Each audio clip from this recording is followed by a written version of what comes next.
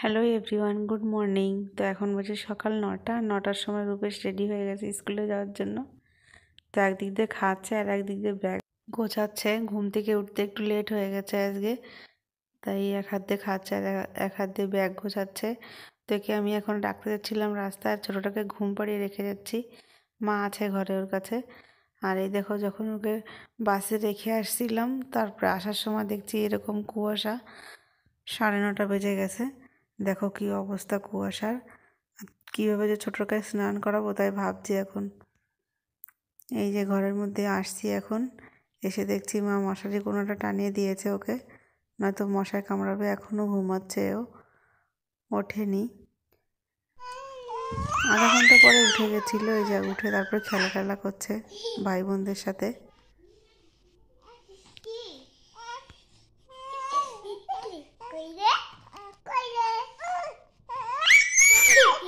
দুষ্টু করে না তো বাবা। সন্ধ্যার সময় চলে আসছে দেখো ঠাকুর ঘরে।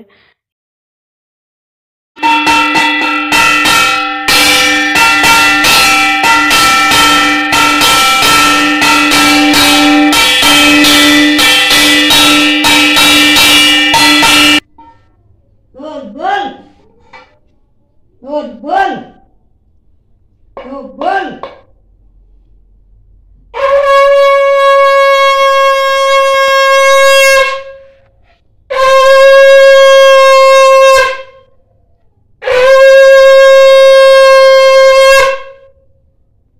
बोल बोल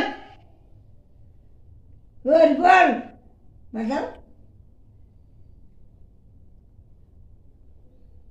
বাজাবা পারো বাজাতে পারো না।